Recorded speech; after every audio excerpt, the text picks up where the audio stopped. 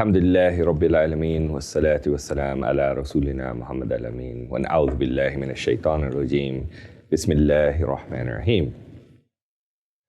Thanks for joining again with regard to these sessions that are discussing the counter-narrative proposed or put forward by Javed Ahmed Ghamidi primarily in his article that he wrote titled Islam and the State, a Counter-Narrative. The subsequent lectures he delivered, known as the Dallas lectures, that were delivered both in Dallas and actually in Malaysia, that expounded on the ideas within this counter-narrative that he put forward. Up to this point, we have been discussing the 10 key points that he raises as part of his counter-narrative. And so far, we've gone through 3 of the points, and in the last session, we ended up discussing this idea, which he says is quite common in the Muslim community, the idea that as part of the traditional narrative or arising out of that Islam is not simply a religion, but Islam is a nationality. And Ghamidi rejects this idea. And he rejects it primarily on the basis that there's no sort of religious justification for this. There's nothing within the sources of Islam, within the Quran, within the Sunnah, the key sources of Islam, or if some might say the constitutional sources of Islam, that suggests that Islam is a nationality and not simply a religion, right? And so what he does talk about is that in the Quran, the relationship between Muslims required to be one where they are a single nation, a single nationality. Rather, the idea is that they are a brotherhood, they have a relationship, a fraternal relationship amongst each other, which is despite or transcends the various nationalities they have. It doesn't mean that it rejects those nationalities. It doesn't mean that those identities don't exist or can't exist or aren't allowed to exist, but rather the relationship takes those identities into account, and despite those differences, says that there is a brotherhood between Muslims that's premised on faith. So that was the last point that we had discussed. Now, in the 4th point, Ghamidi moves into another discussion. And for the 4th point, he says, this here is centering on the idea of how we understand who is Muslim, who is non-Muslim, who's a believer, who's a non-believer. What should our perspective be on this? And the main question here, or the main sort of idea that's animating Ghamidi's discussion, is this notion: do we have the right to decide whether someone is a Muslim or not, regardless of how they are characterizing themselves? Okay. Is this something, furthermore, that we are religiously required to do? So Ghamidi elaborates on this point in his article on the counter-narrative, but also in another article which provides even more description, more detail, which is entitled Muslim and Non-Muslim, right? And he raises the question of what should be done, the kind of specific question of what should be done in the case of people who are identified as Muslim, who are counted as Muslim and acknowledge themselves as Muslim, right? And yet they end up adopting a belief or particular behavior in a way that is neither approved by religious scholars nor accepted as legitimate by the majority or the consensus of Muslims or the Muslim community? What is the status of these people, right? So try to understand this. What he is attempting to address is the extent to which belief, creed, aqidah, ideas, actions, etc., that are engaged in or adopted by individuals who identify as Muslim, they are identified as Muslim and identify as Muslim. Let's say, the 1 point whatever billion Muslims that exist in the world, that we say, hey, this is the population of Muslims. Within that, there are going to be many people who we might identify as being deviant in their actions, or more importantly, or sort of more evidently, in certain beliefs that they hold. What is their status? What is the status of these people is the question that Ghamidi is raising, right?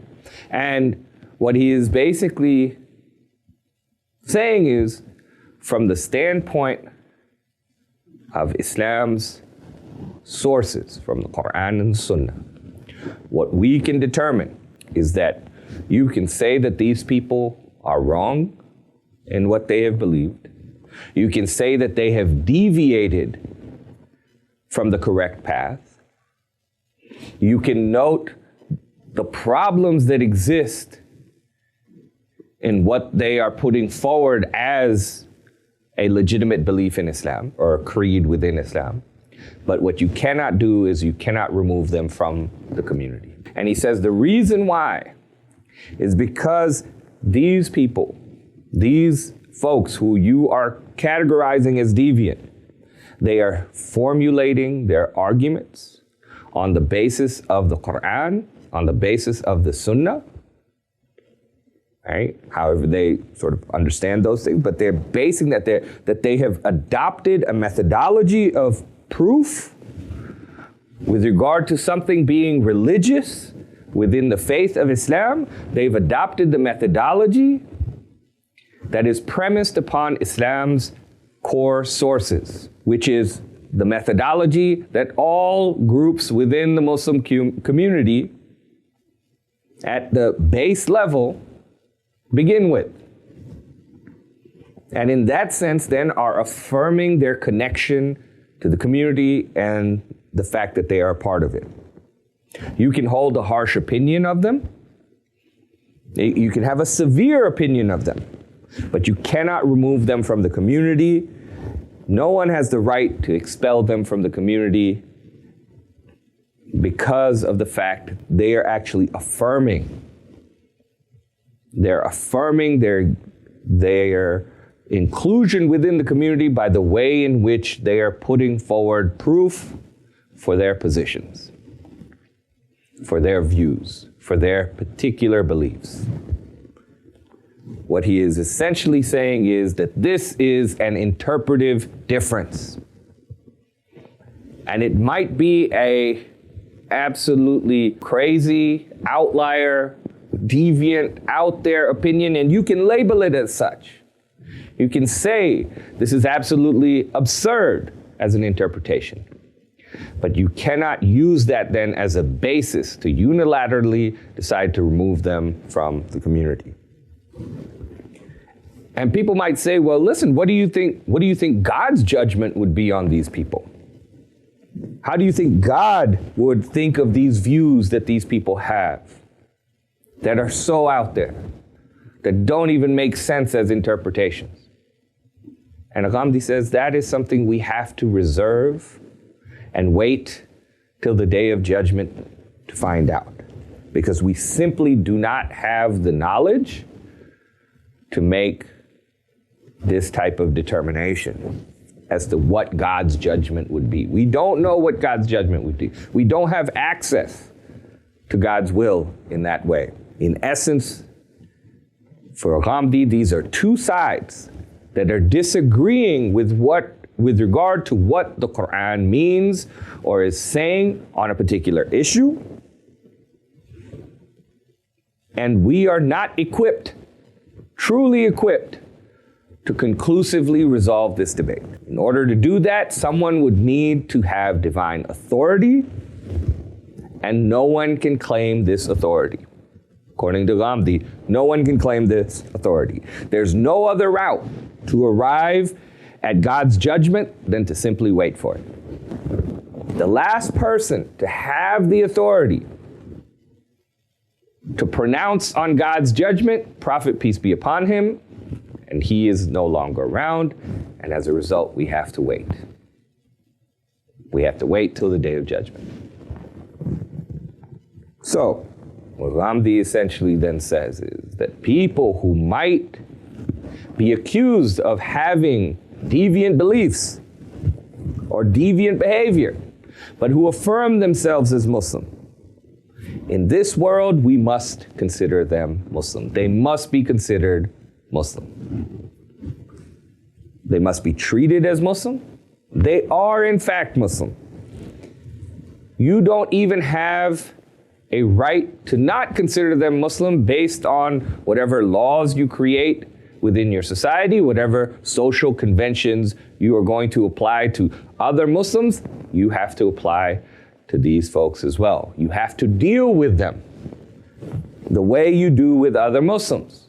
If they pass away, they are entitled to the same obligations from you as it relates to their funeral rites, the janazah prayer that's going to be prayed upon them, the manner in which they will be shrouded and buried will be consistent with what happens with other Muslims.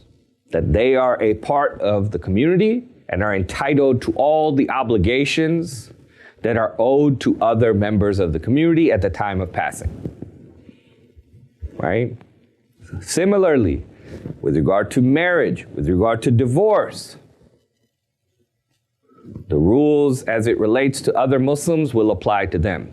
You may make a personal choice not to marry them or have a family member marry them, but you cannot decree a law that prohibits anyone from doing that, from marrying these people simply because you have determined that their beliefs are deviant.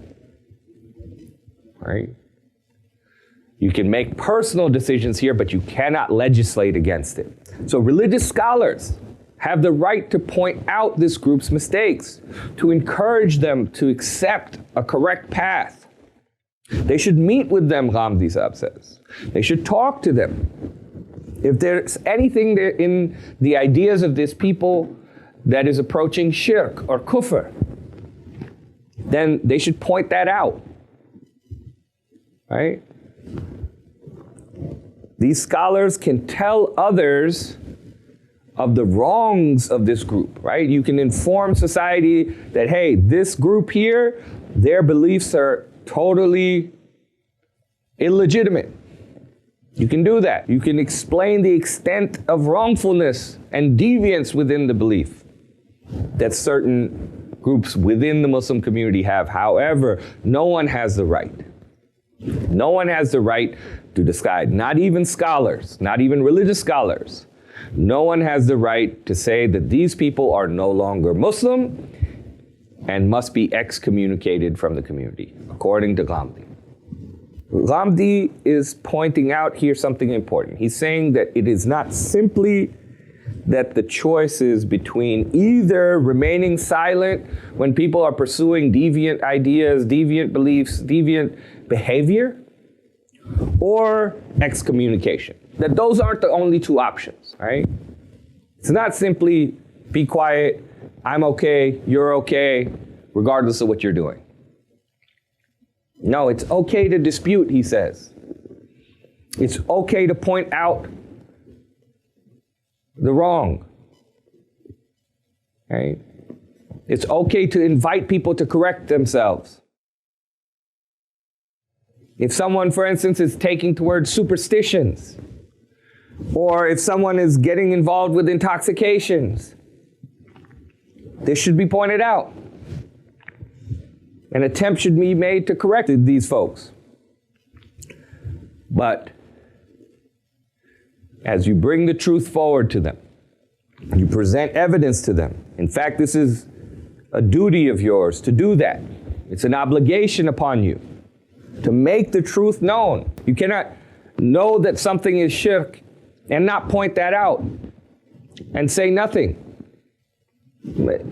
Obviously, when you say it, he says you have to say it with a tenderness, with a politeness, with a goal of effectuating change, not simply indicating your superiority to somebody else because of the knowledge that you have, or simply wanting to put someone down. No.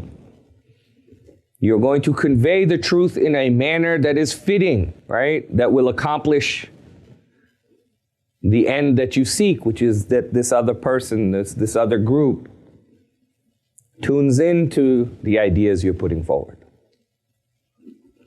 Right? So bringing the truth forward is important. It's necessary. But you cannot just decide someone's fate. You cannot just decide that you wish to excommunicate somebody because they have superstitious beliefs, because they're engaged in partaking in intoxication. Why? Because you simply do not have the right to do this, Ghamidi Sahib says. If you had the right to do this, God would have given it to you. God has not given it to you. God can do this. A prophet can do this through God's power. But no one else has been given this right. Whatever you want to say is a right that you have, right? If you want to say, no, absolutely, I have this right. I have this authority. God has given me this authority. Then you must put forward the proof for that. And that proof must come from the sources of Islam. And in Ghamidi's view, no such proof exists. Classifying somebody as a non-Muslim, right? Revealing that they don't believe in Islam.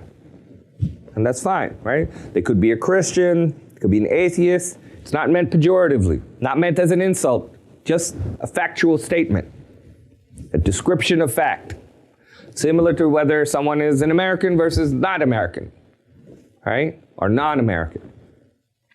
However, we oftentimes use the label of kafir to describe a non-Muslim. And this, Ghamidi says, this is something that requires us to be more careful.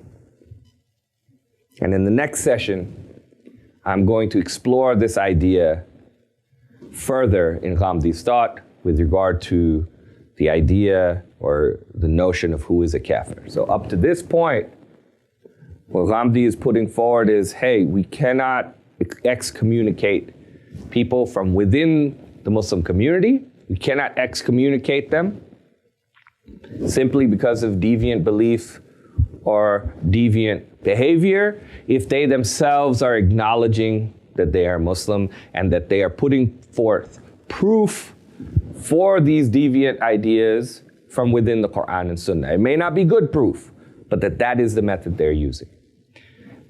But as part of his fourth point, the other component is this discussion of who is or what is the idea of a kafir, a disbeliever, and how that plays into this debate. And we'll pick that up in our next session. وقولي قولي هذا واستغفر الله لي ولكم وسائر المسلمين وقولي قولي هذا